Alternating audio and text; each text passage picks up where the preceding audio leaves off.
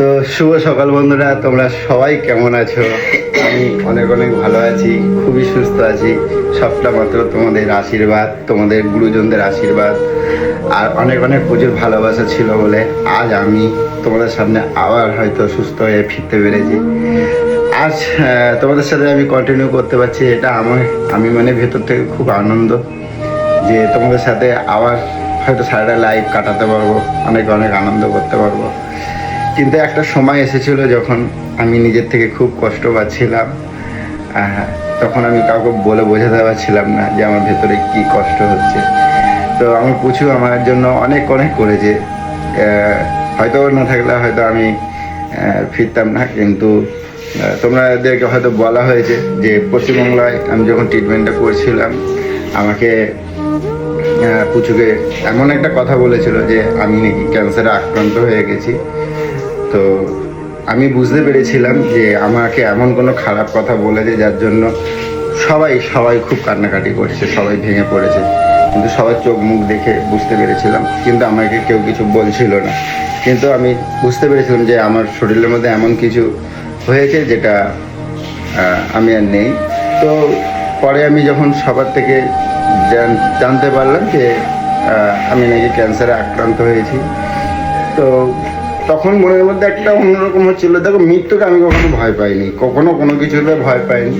একটা জিনিস খালি আমার মধ্যে হয়েছিল যে আমার অনেক কাজ পড়েছিল, সেই কাজটা আমার অসম্পূর্ণ হয়ে গেল। যে আমার মাথার উপরে আমার সন্তান ছিল, তাদের কি হবে, আর পুচুটা কি হবে, কে দেখবে, ওকে কে দেখবে। আমি আর 10টা বছরও যদি থাকতে পারতাম হয়তো এদেরকে গুছিয়ে দিয়ে যেতে পারতাম। তো এইটা মনের মধ্যে আমার এসেছিলো, কিন্তু তার মধ্যেও আমি কাউকে বুঝতে দিচ্ছিলাম না। তার মধ্যে অনেক নিজেকে মানে শক্ত করে রেখেছিলাম, জানি আমি যদি ভেঙে পড়ি তাহলে এরা সবাই ভেঙে পড়বে। কিন্তু এদের মানে এতটা আতঙ্ক, এতটা মানে ছিল যে ওরা নিজেকে আর সহ্য করতে পারছিল না। তারপরে একে একে তোমাদেরকে সবাইকে জানানো হয় ট্রিটমেন্টের কী পরিস্থিতি গিয়ে। আমার জন্য অনেক মা বোন দাদারা মানে প্রচুর পরিমাণে ভগবানের কাছে প্রার্থনা করেছো, কান্না করেছো। আমার কাছে সবটাই আছে, এবং কিছু দাদারা, কিছু দিদিরা, কিছু কাকিমারা আমার পাশে ঈশ্বরের মতন এসে তোমরা দাঁড়িয়েছো। আমি কারোর কাছে কোনো হেল্প চাইনি কোনো রকম। তোমরা সবাই জানো যে আমি যতক্ষণ বেঁচে থাকবো আমি নিজের জন্য কখনো কারোর কাছে আমি হেল্প চাইবো না। আমি যদি কারোর জন্য করতে পারি আমি সেটা চাইবো, কিন্তু আমার জন্য আমি কারোর কাছেই হেল্প চাইনি। কিন্তু নিজে থেকে আমাকে অনেক দাদারা, দিদিরা, বোনেরা, মায়েরা, কাকিমারা আমার কাছে আমাকে হেল্প করেছে। সে ছোট হোক বড় হোক, সেটা আমার কাছে অনেক অনেক অনেক বড়। তো সবাইকে কৃতজ্ঞ আমি এটাই যে আমি সবসময় চাই প্রত্যেকটা সদস্য আমার পরিবারে ভগবানের কাছে একটাই প্রার্থনা করব, সকলকে তুমি ভালো রেখো। তারপরে আমি এখানে আসতে চাইনি, আমি কিন্তু এখন হোটেলেই আছি, সেটা তোমরা দেখে বুঝতেই পারছো। এখানে আসতে চাইনি। তো এরা ইনস্ট্যান্ট রাতারাতি কৌশিক মানে ও ভেঙে পড়েছে, কারণ দাদা ছাড়া ও এইটাই জানে যে দাদা ছাড়া আমরা কেউ নয়, কিছুই না।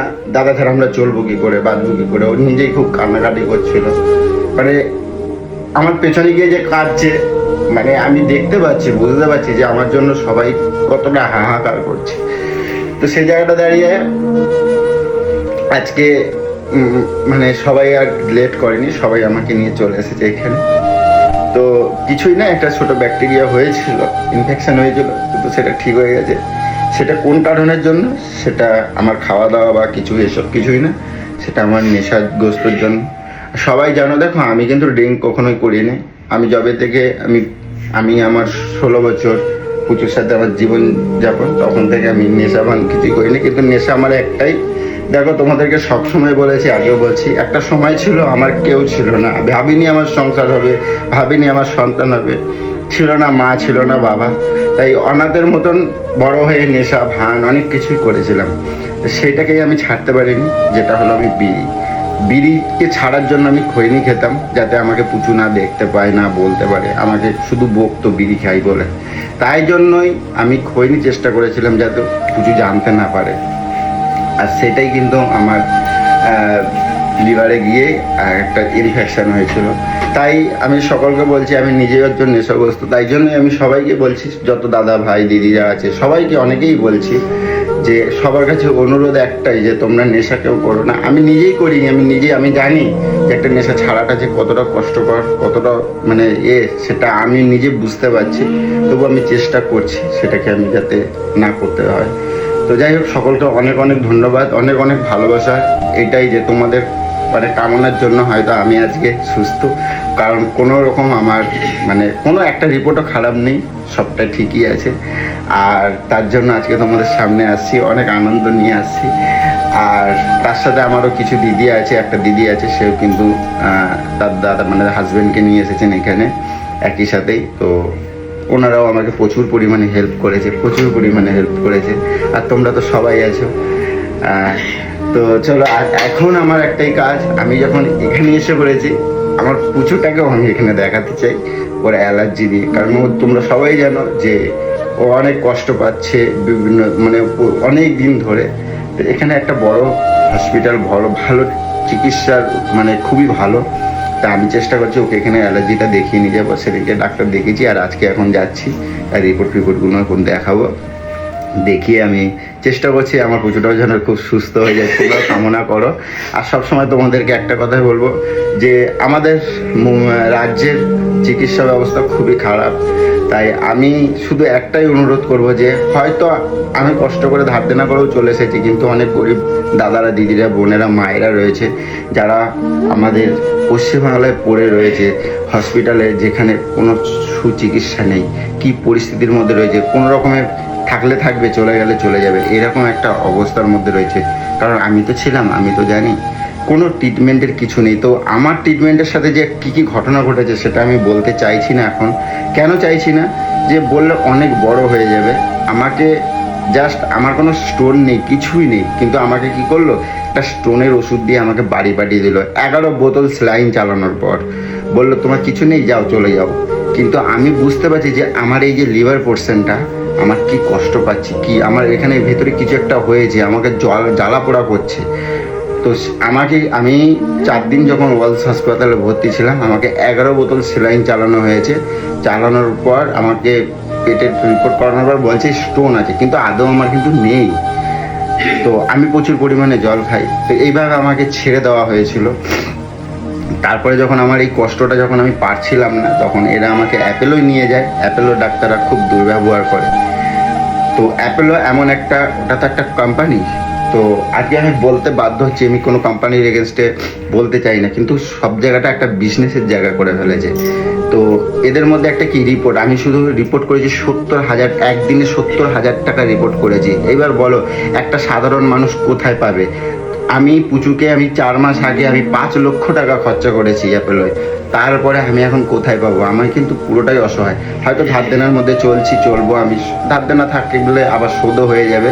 তো আমি বাড়ি ফিরে সেগুলোকে চেষ্টা করবো যত তাড়াতাড়ি রিমুভ করা যায়, মানে শোধ করতে পারি। তো এরা আমাকে তারপরে নিয়ে আসে। এর মধ্যে অনেক ঘটনা ঘটেছে যেগুলো তোমাদেরকে বলতে চাইছি না। তবু তোমাদেরকে একটা কথাই বলবো, চিকিৎসার জন্য তোমরা সবসময় নিজেরা সবসময় একটু সচেতন থাকবে। আর পশ্চিমবাংলায় আমি একটাই কথা বলবো, কিছুই চাই না, শুধু আমাদের মাননীয় মুখ্যমন্ত্রী মহাশয়কে একটাই অনুরোধ, শুধুমাত্র আমাদের স্কুল শিক্ষা ব্যবস্থাটা আর এই চিকিৎসা ব্যবস্থাটা যদি একটু ভালো হয়, যদি ভালো হয়, গরিব মানুষরা যদি আমাদের পশ্চিমবাংলায় থেকে যদি তারা যদি একটুখানি সুস্থ হতে পারে। একটা ডাক্তার মানে ভালো ডাক্তার বলতে নেই, মানে কোনো রকম ফেল করা ডাক্তারগুলো একটা নিয়ে এসে হসপিটালে, মানে বিশাল একটা ব্যবস্থা। তারপরে পেশেন্টদের সাথে ব্যবহারগুলো একদমই জঘন্য। আমি তো দেখি, আমার কথাটা বাদ দাও, আমার সাথে কি ব্যবহার করেছে, কিন্তু আমি বেডে শুয়ে দেখতে পাচ্ছি যে অন্যান্য পেশেন্টদের সাথে কিভাবে মানে দুর্ব্যবহার করছে, পশুর মতন দুর্ব্যবহার করছে। আর সেগুলো মানে এতটাই দেখতে খারাপ লাগে। আর আজকে এত বড় একটা হসপিটালে এসেছি, ঠিক আছে, বাবা আর মা ছাড়া কিন্তু কোনো কথা বলে না। যদি সামান্য একটা সুচ ফোটাতে গিয়ে লেগে যায় না, তখন কি বলে জানো? মা লাগলো, দাঁড়াও ঠিক হয়ে যাবে মা, সরি মা, সরি, এরকমভাবে কথা। তাতে মানুষ পেশেন্ট না অনেক মানে কথাতেই মানুষ ভালো হয়ে যায় পেশেন্টরা। তো যাই হোক, তোমাদের সামনে আবার অনেক আনন্দ নিয়ে আসতে পারছি। এটা শুধুমাত্র তোমরা ছিলে বলে। সারা জীবন যত যাই হোক তোমাদের হাত ধরে চলবো, তোমাদের সাথে চলবো, তোমাদেরকে নিয়ে চলবো। আর তোমাদের জন্য সারা জীবন যেন ঈশ্বরের কাছে প্রার্থনা করি আমি যেন তোমাদের জন্য লড়তে পারি, সারা জীবন যেন লড়তে পারি, তাই এইটুকুই কামনা করি। তো চলো দেখি, এখন যাবো পুচুকে নিয়ে রিপোর্ট করাতে। তো রিপোর্ট মোটামুটি হয়ে গেছে, আজকে ডাক্তার দেখাই, দেখি ডাক্তার কি বলে। আর নিশ্চয়ই তোমাদের এত ভালোবাসা আছে আমাদের প্রতি, এত ভালোবাসা আছে, সেটা তো আমরা সবাই জানি, তোমরাও সবাই জানো, তোমরা সবাই দেখো। তো আশা করি আমার পুজোও ভালো হয়ে যাবে। ঠিক আছে, তো চলো দেখি এখন আমরা বেরোই। তো তোমাদের সাথে অনেক কিছু কথা বলতে ইচ্ছা করছে, কারণ আমি অনেক দিন হয়ে গেছে তোমাদের সামনে ফেস টু ফেস মানে আসতে পারি না, কারণ ভেতর থেকে অনেক রকম চিন্তা অনেক রকম নিয়ে আসতো। কিন্তু জীবনটাকে আমি কখনো মানে ভয় পাইনি যে হ্যাঁ আমার কিছু হয়ে যাবে। আমি নিজের জন্য কখনো ভাবছিলাম না, শুধু ভাবতাম যে আমার অনেক কাজ পড়ে আছে, মানে আমি অসম্পূর্ণ, আমি এখনো কিছুই করতে পারিনি। আমার মেয়েটা আছে, তার জন্য আমি কিছু করে যেতে পারলাম না। আমি মানে এগুলো আমাকে ভেতরে করছিল, কিন্তু তার মধ্যেও সবার সামনে হাসছিলাম, জানি আমি যদি ভেঙে পড়ি তাহলে এদেরকে আমি আর বাঁচাতে পারবো না। তাই তোমাদের অসংখ্য মানে কি বলবো, তোমাদের অসীম কৃপা যে তার জন্য আমি ভালো হয়ে আছি, সুস্থ আছি। আর সকলকে বলছি, মা, কাকিমা, ভাই বোন, দিদিরা, তোমরা অনেকে আমার জন্য চোখের জল ফেলেছ, অনেকেই। জানি মিঠুনদা বলতে প্রাণ, সেটা মানে কি বলবো, আমি মুখে ভাষায় বলে বোঝাতে পারবো না। তো চলো বন্ধুরা, তোমাদের সাথে পরে কন্টিনিউ করবো আবার। ঠিক আছে, চলো।